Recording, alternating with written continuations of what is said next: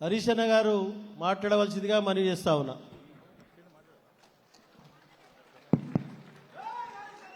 జై తెలంగాణ, జై తెలంగాణ. కేసీఆర్ గారి నాయకత్వం, కేసీఆర్ గారి నాయకత్వం. జోహార్ తెలంగాణ మన వీరులకు.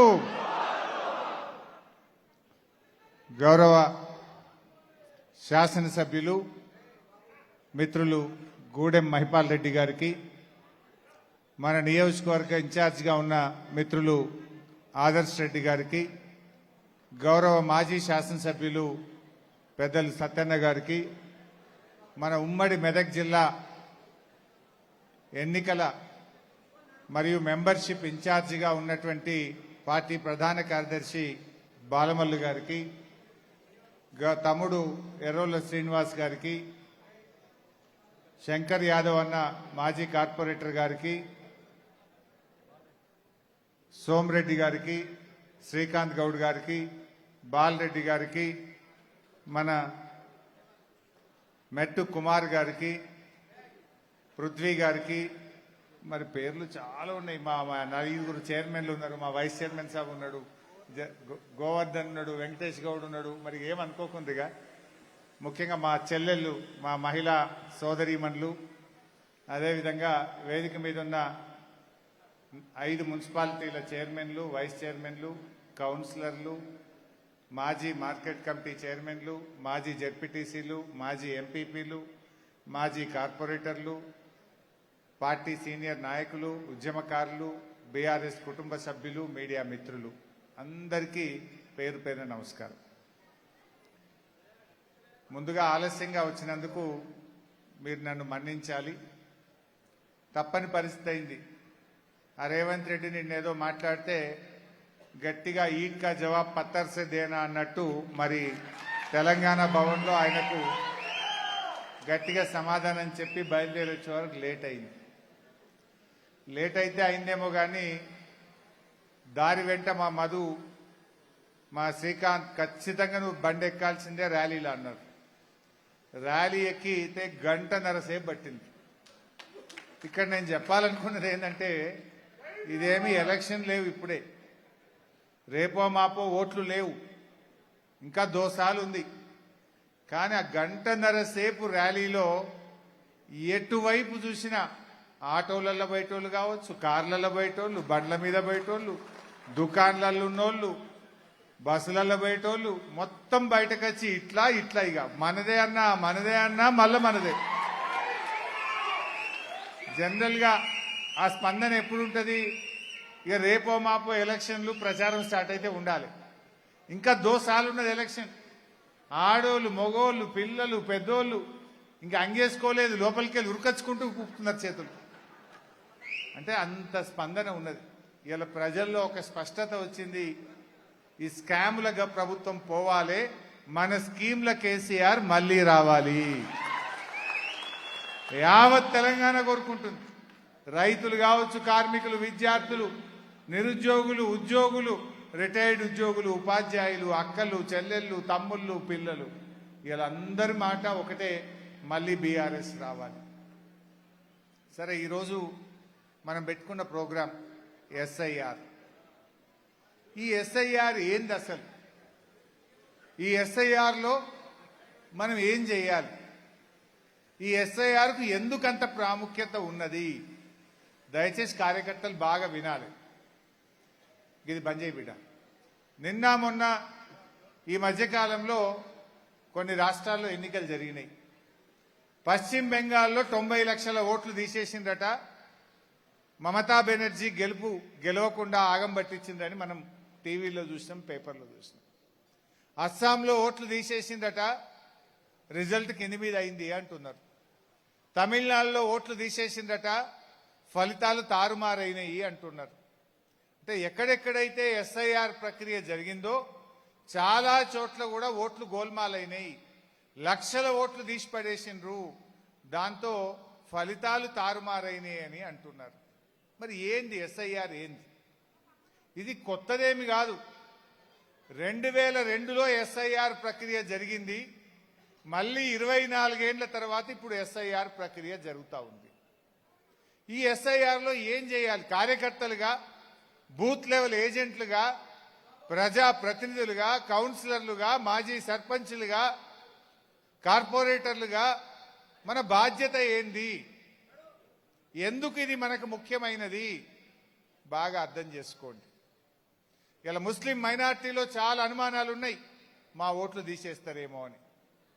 మరి ఏంది అసలు? దీన్ని మనం ఏం చేద్దాం? మీ అందరికీ అప్లికేషన్ ఫామ్లు వచ్చినాయి. గ్రామాల్లో అయితే అంగన్వాడీ టీచర్లు, మున్సిపాలిటీల్లో అయితే ఆర్పీలు, జిహెచ్ఎంసీ పరిధిలో కూడా ఆర్పీలు మీకు ఎన్యూమరేషన్ ఫామ్లు తెచ్చి ఇవ్వడం జరిగింది. ఇందులో ఎన్యూమరేషన్ ఫామ్లు నింపి తిరిగి ఇచ్చిన వాళ్ళు ఎందరో చెయ్యొద్దండి ఒకసారి. మీరు ఇయ్యలే వాపస్. నేను ఇప్పుడే లిస్టు చూసిన. పటాన్ చెరువు కాన్స్టిట్యున్సీలో దరఖాస్తులు నింపి వాపస్ ఇచ్చింది రూపాయికి 10 పైసలే ఇచ్చిండు. నువ్వు ఇచ్చినావా కుమార్ యాదవ్? నువ్వు ఇచ్చినావా? 10 పైసలే ఇచ్చారు. ఇంకా 90 పైసల మంది అప్లికేషన్లు ఇవ్వలేదు. అంటే విషయం ఏంటంటే, దరఖాస్తు ఇవ్వకపోతే మీ ఓటు హక్కు ఉండదుగా. आप फॉर्म भरना जरूर देना, अगर से फॉर्म भर के नहीं दिए तो तुम्हारा वोट निकाल देंगे. ये बात सीधा सीधा आप समझने की जरूरत है. फॉर्म नहीं भर के वापस नहीं दिए तो आपका वोट निकल जाता. అందువల్ల ఎట్టి పరిస్థితుల్లో ఫామ్ నింపి ఇవ్వాల్సిందే. దానికి లాస్ట్ డేట్ 24వ తారీఖే. మీరు ఫామ్ ఇవ్వడం ఎంత ముఖ్యమో, ఇచ్చిన ఫామ్ను మళ్ళీ వాళ్ళు ఆన్లైన్ చేయాలి. 25వ తారీఖులోగా అంగన్వాడీ టీచరు, ఆ బూత్ లెవెల్ ఆఫీసర్ ఆన్లైన్ చేయాలి. ఆన్లైన్ చేయకపోతే ఓటు పోతుంది. మరి ఫామ్ నింపాలంటే 1,00,000 ప్రశ్నలు అడుగుతున్నారు, డౌట్లు వస్తున్నాయి. ఎట్లా? అప్పుడు బీహార్లో ఓటు ఉండే, అప్పుడు నాకు బెంగాల్లో ఓటు ఉండే, లేకపోతే దుబ్బాకలు ఉండే, జైరాబాద్లు ఉండే, నారాయణ్ ఖేడ్లో ఉండే. ఇప్పుడు నేను పటాన్చెరులో ఉన్నా, మరి నా ఓటు ఇక్కడన్నా అక్కడన్నా? ఇప్పుడు నారాయణ్ ఖేడ్లో వచ్చి పటాన్చెరులో చాలా మంది ఉంటారు. మరి వాళ్ళ ఓటు ఎవరు ఎక్కడ రాసుకోవాలి? నారాయణ్ ఖేడ్నా ఇక్కడన్నా? అప్పుడు నారాయణ్ ఖేడ్లో ఓటు ఉంది వాళ్ళకు, పటాన్చెరులో కూడా ఓటు ఉన్నది. ఇప్పుడు వాళ్ళని అడుగుతారు, నువ్వు ఇక్కడ ఉంటావా అక్కడ ఉంటావా? ఇక్కడనే ఉంటా అంటే ఓటు ఇక్కడనే నమోదు చేయాలి. పోయినసారి ఓటు నారాయణ ఖేడ్లు ఉందనుకో 2002లో నీకు ఓటు ఎక్కడుంది, అప్పుడు ఆ నియోజకవర్గ నంబర్ ఎంత అని అడుగుతారు. అది ఎవరికి తెలియదు, గుర్తుండదు. దాన్ని మీ బిఎల్ఓ కానీ మన బిఎల్ఏలు వెతికి పాత ఓటు ఎక్కడుంది, ఆ నియోజకవర్గ నంబర్ ఎంత, వాళ్ళ తల్లి తండ్రి లేకపోతే నాయనమ్మ తాత వాళ్ళతో దాన్ని ఫ్యామిలీ గ్రూపింగ్ చేసి రాయాల్సి ఉంటుంది. ఇదంతా జర కిరికిరి వ్యవహారం ఉన్నది. కానీ ఇలా ఒక్క ముచ్చట మాత్రం చెప్పదలుచుకున్నా, మీరు తప్పు నింపినా ఒప్పు నింపినా దరఖాస్తు ఇయ్యింది. దరఖాస్తు ఇవ్వకపోతే సీదా ఓటు ఎత్తేస్తాడు. నింపి దరఖాస్తు ఇస్తే తప్పు నింపినావనుకో, వాడు నోటీస్ ఇస్తాడు. నిన్ను అడిగినాకనే నీ ఓటు ఉంచాలన్నా తీయాలన్నా తీస్తాడు. ఫామే ఇయ్యలేదనుకో ఎత్తిపడేస్తాడు. దరఖాస్తు ఇచ్చినావనుకో, నీకు డౌట్ ఉన్నా అనుమానం ఉన్నా నింపచ్చినా నింపరాకపోయినా నీకు తెలిసిన కాడికి దరఖాస్తు నింపు, కాగితం ఇయ్యి. కాగితం ఇచ్చిన వెంటనే నీ ఓటు ఆడిపోదు. నీకు చెప్పకుండా, నీకు నోటీస్ ఇవ్వకుండా, నీతో మాట్లాడకుండా నీ ఓటు తీసే అధికారం వారికి లేదు. కొంతమందికి ఏమంటారు, అరే నేను మొన్ననే గుమ్మడిదల్లో ఓటేస్తే మళ్ళీ నేను ఇదేం కాగితం నింపాలి? అరే 2 నెలల కిందనే ఓటేసినాయి కదా గుమ్మడిదల కాడ, మరి మొన్ననే ఓటెత్తి మళ్ళీ కాగితం నింపుడు ఎందుకని డౌట్ వస్తుంది. నువ్వు మొన్న ఓటేసినా నిన్న ఓటేసినా, మున్సిపాలిటీలు వేసినా, ఎమ్మెల్యే ఎలక్షన్లు వేసినా, ఎంపీ ఎన్నికలు వేసినా, నువ్వు ఎన్నిసార్లు ఓటేసినా ఇప్పుడు కాగితం నింపితేనే నీకు ఓటు, లేకపోతే లేదు. మరి చాలా మందికి నింపరాదు కదా. బీహార్కి వెళ్ళి వచ్చి ఇదేమో తెలుగులో కాగితం ఉండే, వాళ్ళు ఎట్లా నింపాలి? ఛత్తీస్గఢ్కి వెళ్ళి వచ్చే వాళ్ళకి తెలుగు రాదాయే. మన పెద్ద మనుషులు కూడా వెనకట చదువుకోని వాళ్ళు ఉన్నారు, మరి వాళ్ళకి ఎట్లా నింపాలి? ఎట్లా నింపాలంటే మన బూత్ లెవెల్ ఏజెంట్లు నింపాలి. అగో మరి బూత్ లెవెల్ ఏజెంట్లు మనం పోతే అంగన్వాడీ వాళ్ళు లేకపోతే ఆ బూత్ లెవెల్ ఆఫీసర్ మనకు సహకరించరేమో కదా. బరాబర్ మీకు సహకరించాల్సిందే. ఇది రాజ్యాంగ ప్రక్రియ. ఎన్నికల కమిషనే రాజకీయ పార్టీలకు ప్రతి బూత్లో అధికారికంగా ఒక ఏజెంట్ పెట్టుకునే అవకాశం ఇచ్చింది. బాజాబ్తా మీరు బూత్ లెవెల్ ఏజెంట్ వెంట వెళ్ళాలి, దరఖాస్తులు నింపాలే, ఇచ్చే అధికారం మీకున్నది. మిమ్మల్ని రావద్దని కానీ మీరు ఫాములు నింపద్దు అని కానీ చెప్పే అధికారం వాళ్ళకు లేదు. బూత్ లెవెల్ ఏజెంట్లుగా మీకు అన్ని హక్కులు ఉన్నాయి. నాకు తెలిసి మైపాల్ రెడ్డి గారు ప్రతి బూత్లో కూడా ఏజెంట్ పెట్టిండ్రు అని అనుకుంటున్నా. బూత్ లెవెల్ ఏజెంట్లు ఒక్కసారి చేయొద్దండి. ఇక్కడ ఎంతమంది ఉన్నారు? రైట్. సో ఈ బూత్ లెవెల్ ఏజెంట్లుగా మీ మీదనే చాలా కీలకమైన బాధ్యత ఉంటుంది. మీరు కొంచెం దయచేసి క్రమశిక్షణతోని బూత్ లెవెల్ ఏజెంట్లు ఫాములు నింపి వాపస్ ఇవ్వండి. నేను ఇప్పుడే లిస్టు చూసిన ఆధార్ చూపించిండు, 10% మాత్రమే అప్లికేషన్లు నింపి వాపస్ ఇవ్వడం జరిగింది. ఇంకో కొంతమంది ఉంటారు, ఇక్కడ తల్లిదండ్రులు ఉన్నారు, పిల్లలు దుబాయ్కి పోయినరు, అమెరికాలో ఉన్నారు, పిల్లలు లేకపోతే నేను మొన్న ఎప్పుడు అమెరికా పోయినా, పటాన్ చెరువు పిల్లోడు కలిసిండు, అప్పుడు టీఆర్ఎస్ వీళ్ళ పనిచేసిన, ఇప్పుడు నేను న్యూయార్క్లో ఉంటున్నా అని, ఏం పేరే ताहिर करेक्ट నాకు అమెరికాలో కలిసిండు. लेकिन वोट तो पठान చెరువు में అన్నా मैं ఎలక్షన్ में जाके जरूर बीआरएस को डालतू అంటుండు. న్యూయార్క్లో కలిసిండు నాకు. మరి ఇప్పుడు ఆ పిల్లవాడి దరఖాస్తు ఎట్లా ఇవ్వాలి? ఎగ్జాంపుల్ అర్థం కానికి చెప్తున్నా. ఇప్పుడు ఆయన అమెరికాలో ఉండే న్యూయార్క్లో, మరి ఆ పిల్లవాడిని ఓటు ఇప్పుడు దరఖాస్తు ఇవ్వకపోతే ఉంటుందా పోతుందా? ఎవరు ఇవ్వాలి దరఖాస్తు? ఇవ్వచ్చా ఇయ్యరాదా? ఇస్తే ఎట్లా ఇవ్వాలి? ఎవరైనా దుబాయ్లో ఉన్నా, గల్ఫ్లో ఉన్నా, ప్రపంచంలో ఎక్కడున్నా, భారతదేశంలో బొంబాయిలో, బెంగళూరులోనో, ఢిల్లీలోనో ఇంకెక్కడున్నా సరే అతనికి రావాల్సిన అవసరం లేదు.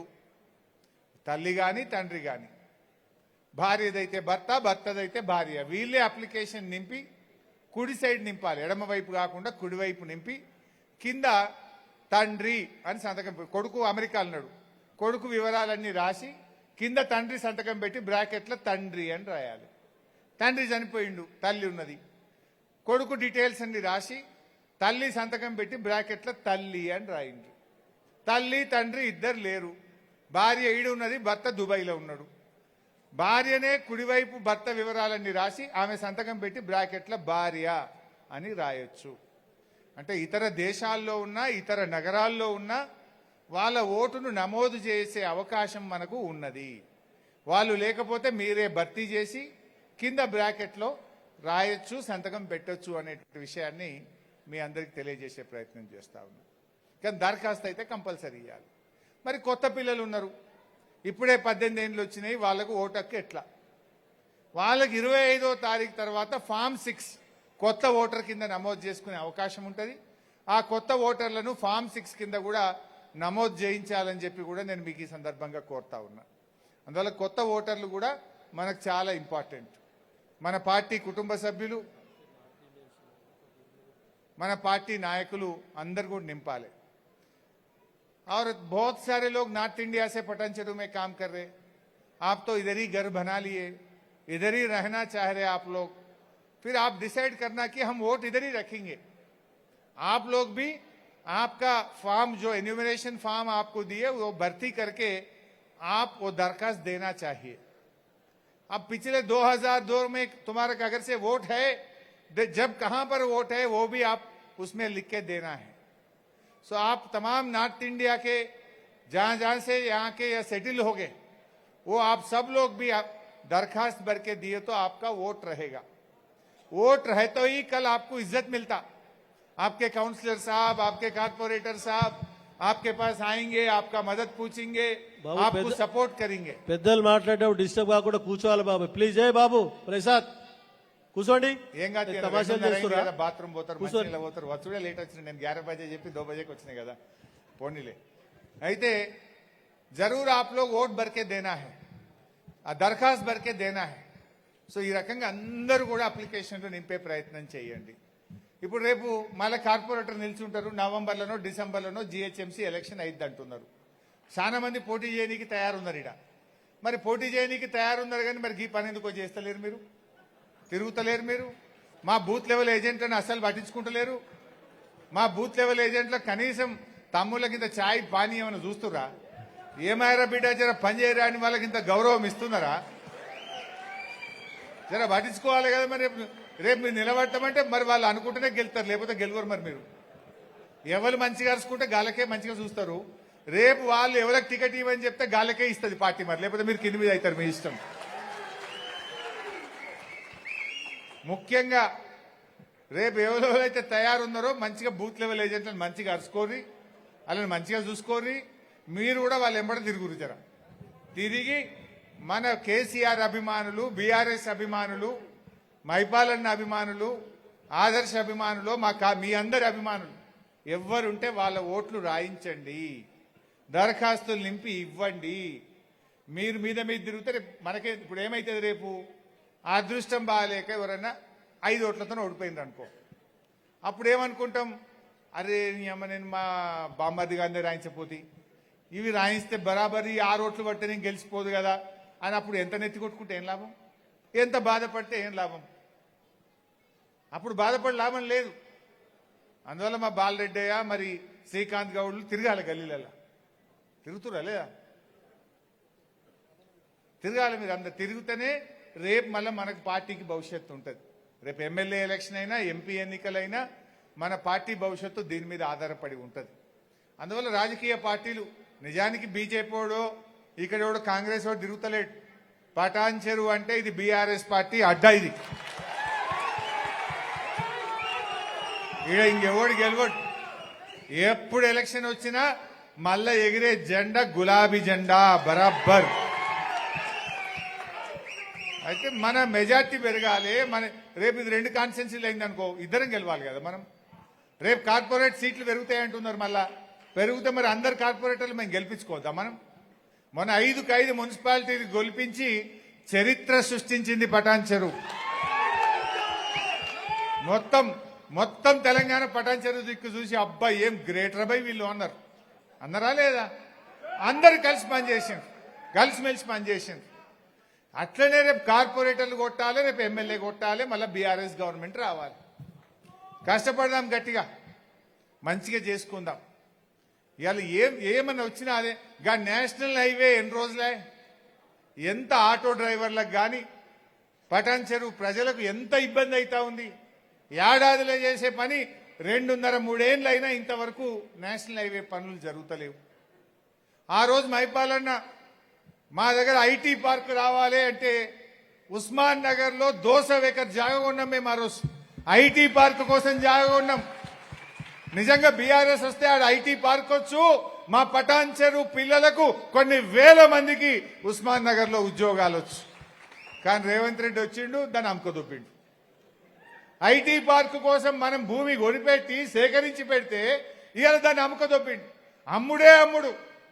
ఇవాళ రేవంత్ రెడ్డి గారు వచ్చినాక 30,000 కోట్ల రూపాయల భూములు అమ్మిండు. 30,000 కోట్ల బొందల గడ్డకు కూడా జాగలేదు. ఖబరస్థాన్ కు బి జగా నై మిల్ రా. క్రిస్టియన్ల గ్రేవ్ యార్డ్ కూడా స్థలం లేకుండా, సమాధులకు స్థలం లేకుండా భూములు అమ్ముతా ఉన్నాడు. అటు హిందూ శ్మశాన వాటికకో, ముస్లింలకో, క్రైస్తవులకో कम से कम जमीन भी नहीं है, जैसा पूरा जमीन आप बेच ले रहा. ये क्या बात है? ఇవాళ అందరం కూడా ఆలోచించాలి. ఎవరికైనా ఇచ్చిన ఒక్క మాట నిలబెట్టుకున్నాడా? ఇవాళ నిన్న మాట్లాడుతుండే రేవంత్ రెడ్డి, బీఆర్ఎస్ పెట్టిన అన్ని పథకాలు నడుపుతున్నానేమని ఆపిందా అంటుండు. పోదాంపా పటాన్ చెరువు దాఖానకు. కేసీఆర్ కిట్ ఉన్నదా? కేసీఆర్ కిట్ ఉన్నదా? చేప పిల్లల పంపిణీ ఉన్నదా? గొర్రె పిల్లల పంపిణీ ఉన్నదా? ఫీజు రియంబర్స్మెంట్ పిల్లలకు వస్తున్నదా? మరి ఇవన్నీ బంద్ చేయలేదా రేవంత్ రెడ్డి? నువ్వు బీసీ బంధు బంద్ అయింది, దళిత బంధు బంద్ అయింది, కళ్యాణ లక్ష్మి పిల్లలు పుట్టిన కత్తుంది, సంఖ్యల పిల్లలు ఎత్తుకొని వచ్చి చెక్కులు తీసుకుంటారు. ఆ తులం బంగారం విడిచిపెట్టు, ఇచ్చే చెక్కు కూడా పిల్లలు పుట్టిన కత్తుంది. అది ఇవాళ ఏ రకంగా కూడా ఒక్కటి కూడా ప్రజలకు ఇచ్చిన పథకాలు లేవు. రేవంత్ రెడ్డి ఏమనంటే ఫ్యూచర్ సిటీ. ఇంకోటి అంటున్నా రేవంత్ రెడ్డి, నువ్వు 4,000 పింఛన్ ఇస్తా అన్నావు. కేసీఆర్ గారు 200 2,000 చేస్తా అంటే చేసి ఇచ్చిండా లేదా? కానీ నువ్వు 4,000 పింఛన్ ఇవ్వంటే నన్ను కోసినా పైసలు లేవంటాడు. నేను ఉన్నాయి పైసలు లేక కాదు, అందాల పోటీలకు 100 కోట్లు ఖర్చు పెట్టినావు. బోధి పెవిలియన్ కట్టుకోవడానికి, బోధి నిలయం కట్టుకోవడానికి 100 కోట్లు ఖర్చు పెట్టినావు. అంత మంచి సెక్రటరియట్ ఉండగా నీ జూబ్లీ హిల్స్ ప్యాలెస్ పక్కన ఎందుకు మళ్ళీ బోధి భవన్ కట్టినవు అని అడుగుతా ఉన్నా. ఫ్యూచర్ సిటీకి 1,00,000 కోట్లు పెట్టారట, మూసీ సుందరీకరణకు 1,00,000 కోట్లు పెట్టారట. వీటన్నిటికీ పైసలు ఉంటాయి నీకు. ఇతర రాష్ట్రాల్లో ఎన్నికలు జరిగితే రాహుల్ గాంధీకి మూటలు పంపనీకి పైసలు ఉంటాయి. పక్క రాష్ట్రాల్లో ఫుల్ పేజ్ యాడ్లు ఇవ్వడానికి 100 కోట్లు ఖర్చు పెట్టనీకి పైసలు ఉంటాయి. నా అవ్వ తాతకు 4,000 ఇవ్వమంటే ఉండయా? నా అక్క చెల్లెలకు మహాలక్ష్మి కింద 2,500 ఇవ్వమంటే ఉండయా? అంటే అక్క చెల్లెలకు ఇస్తే నీ కమిషన్ రాదు, అవ్వ తాతకు 4,000 పింఛన్ ఇస్తే నీ కమిషన్ రాదు. అదే 1,00,000 కోట్లు మూసీ మీద పెడితే నీ కమిషన్ల కోసం, నీ రియల్ ఎస్టేట్ వ్యాపారం కోసం మాత్రం పైసలు ఉంటాయి. ఇలా ఒక్కటే అడుగుతా ఉన్నా, నువ్వు ఉన్న పథకాలు ఆగం చేసినావు. ఇలా పటాన్ చెరువులో అడ్డగోలుగా రిజిస్ట్రేషన్ వాల్యూలు పెంచిండు. దాని దెబ్బకు రియల్ ఎస్టేట్ ఆగం కాలే. ఇయ్యాల ప్లాట్లు అమ్ముతున్నాయా? బేరాలు నడుస్తున్నాయా? నడుస్తున్నాయే. రిజిస్ట్రేషన్ ఆఫీసులు ఈగలు కొట్టుకుంటున్నారు. మొన్నటిదాకా ఫుల్ కార్లు రిజిస్ట్రేషన్ ఆఫీస్ కూడా, హోటల్ ఫుల్, ఛాయ్ దుకాణం ఫుల్, కార్లు పెట్టినందుకు జాగుండపోవు, సీమలు పట్టినంత జనం ముందురు. కానీ ఇప్పుడు ఈగలు కొట్టుకుంటున్నారు. ఇవాళ నువ్వు వచ్చినాక మోటార్ సైకిల్ కొనుక్కుంటే దాని మీద ట్యాక్స్ వేసినావు, కారు కొనుక్కుంటే ట్యాక్స్ పెంచినావు.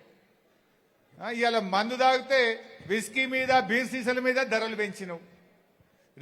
భూమి రైతు చేతిలో ఉండే భూముల ధరలు కూడా పెంచిండు. ఇప్పుడు ఇంకా భూమి శిస్తు పెట్టారట. ఇంకా వెనకటికి కూడా ఒక ఔరంగజేబ్ అని నెత్తి మీద జుట్టుకు కూడా ట్యాక్స్ పెట్టిండు. ఇప్పుడు రేవంత్ రెడ్డి భూమి శిస్తు పెట్టారట, భూమి మీద కూడా ట్యాక్స్ పెట్టారట. ఇక పెడితే నీ పని చెప్తారు జనం. ఇచ్చిందేం లేదు కానీ ట్యాక్సులు వేస్తున్నాడు, పన్నులు పెంచుతున్నాడు. దీన్ని కూడా ఇవాళ రైతు సోదరులు గమనించాల్సినటువంటి అవసరం ఉంది. ముఖ్యంగా మన పటాన్ చెరువు పారిశ్రామిక ప్రాంతం, కొత్త పరిశ్రమలు ఏం లేవు. ఉన్న పరిశ్రమల్ని రియల్ ఎస్టేట్ వ్యాపారులకు అమ్మడానికి హిల్ టీపీ పాలసీ తెచ్చిండు. అంటే ఇక్కడ ఇండస్ట్రీలన్నీ పోతే ఇంత నౌకర్లు పోవాలనా? పటాన్ చెరువులో బతుకు తెరువు ఆగం కావాలనా? ఇలా పటాన్ చెరువు ఇంత అభివృద్ధి చెందడానికి పరిశ్రమలు వచ్చినాయి. మీకు ఇంకా మంచిగా అర్థం కావాలంటే రేవంత్ రెడ్డి ఎంత అబద్ధాల కోరు అంటే, మన దగ్గరే సిగాచి ఫ్యాక్టరీలో పెద్ద ఇన్సిడెంట్ జరిగింది. దురదృష్టవశాత్తు 54 మంది చనిపోయింది. రేవంత్ రెడ్డి వచ్చి ఏం చెప్పిండు ఆ రోజు? ₹1 కోటి ఇస్తా అన్నాడు. ₹1 ఇస్తే ఒట్టు. ఆ ఫ్యాక్టరీ వాళ్ళకి ఇచ్చే పిఎఫ్ఓ, ఈఎస్ఐఓ, ఇన్సూరెన్సో గదే 30-40 లక్షలు వచ్చినాయి తప్ప ఇవాళటికి ₹1 కోటి రాలే.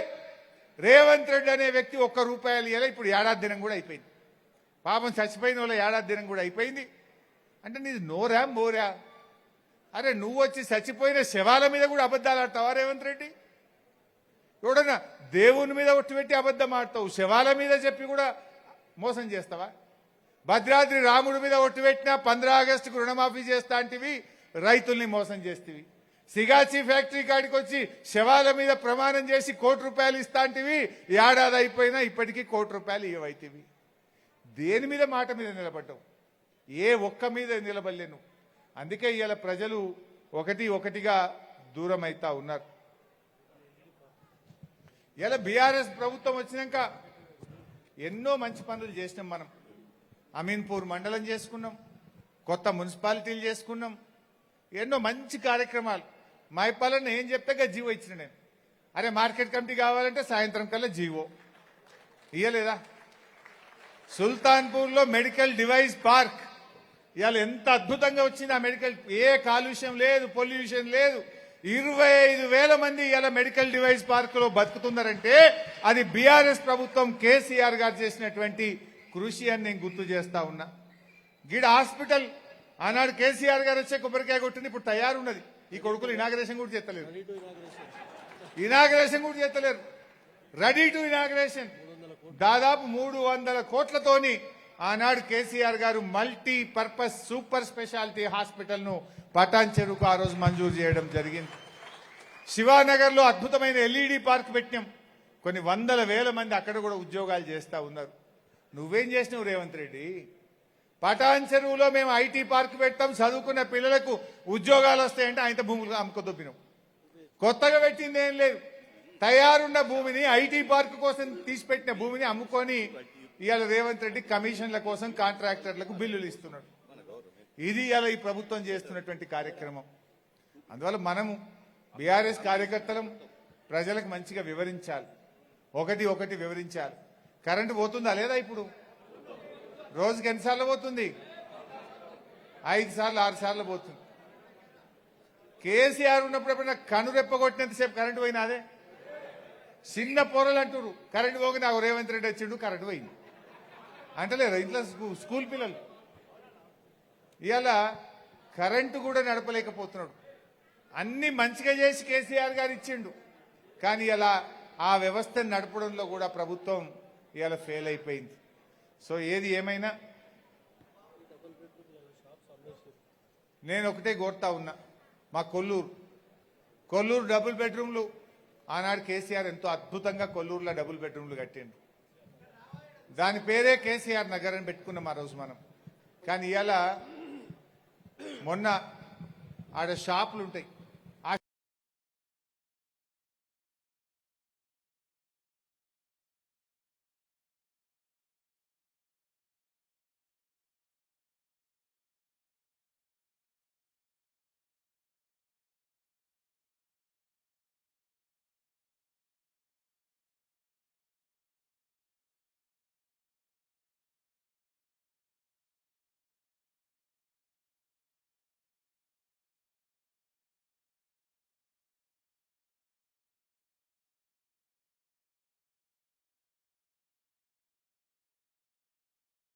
అన్ని జిల్లాల కంటే ముందు స్థానంలో ఉన్నది. నేను ఇవాళ చెప్తున్నా, రాసి పెట్టుకో రేవంత్ రెడ్డి, ఈ తాప 7 కాదు 10కి 10 మేమే గెలుస్తాం. ఒకవేళ సీట్లు పెరిగితే ఎన్ని వెలిసినా మేమే గెలుస్తాం. మొన్న రేవంత్ రెడ్డి అంటుండు నేను 117 గెలుస్తా అంటుండు. రేవంత్ రెడ్డి నువ్వు 117 గెలవవు, 1+1+7 నువ్వు గెలిచేది 9 సీట్లు మాత్రమే. రాష్ట్రంలో మళ్ళా ఎన్నికలు వచ్చినా నువ్వు గెలిచేది 9 సీట్లే. రాసి పెట్టుకో మిస్టర్ రేవంత్ రెడ్డి. నిన్ను నీ కొడంగలనే కొట్టినాం కదా, నిన్ను నీ కొడంగలనే ఒడగొట్టినాం పోయిన తాప. నీ అబద్ధాలతోని మాయమాటలతోని నువ్వు ప్రజలను తప్పుదారి పట్టించి అడ్డదారులు గెలిచినావు. ఇప్పుడు రా ప్రజల్లోకి చెప్తారు నీకు. నువ్వేదో మేకపోతు గాంభీర్యం ఇంకా ఏదో మాట్లాడేటువంటి ప్రయత్నం చేస్తా ఉన్నావు. బట్ ఏదైనా కూడా ఇవాళ పాలేందో నీళ్ళేందో తేలిపోయింది. తప్పక మళ్ళీ మన బీఆర్ఎస్కే భవిష్యత్తు ఉంటుంది. బాగా లేట్ అయింది కనుక నేను ఎక్కువగా ఉపన్యాసం ఇవాళ పొడిగించదలుచుకోలేదు. బట్ ఎస్ఐఆర్ ప్రక్రియ మీద దృష్టి పెట్టండి, చాలా చాలా ముఖ్యమైనది. ఎట్టి పరిస్థితుల్లో అప్లికేషన్ ఫామ్ నింపాల్సిందే. మా అమీన్పూర్ జర వెనుకబడ్డది. మా అమీన్పూర్ బీఆర్ఎస్ కార్యకర్తలు బీఆర్ఎస్ నాయకులు ప్రత్యేకమైన దృష్టి పెట్టి దరఖాస్తులన్నీ కూడా నింపి తప్పకుండా అందించాలని చెప్పి మరొక్కసారి అందరినీ కోరుకుంటూ జై తెలంగాణ. జై తెలంగాణ.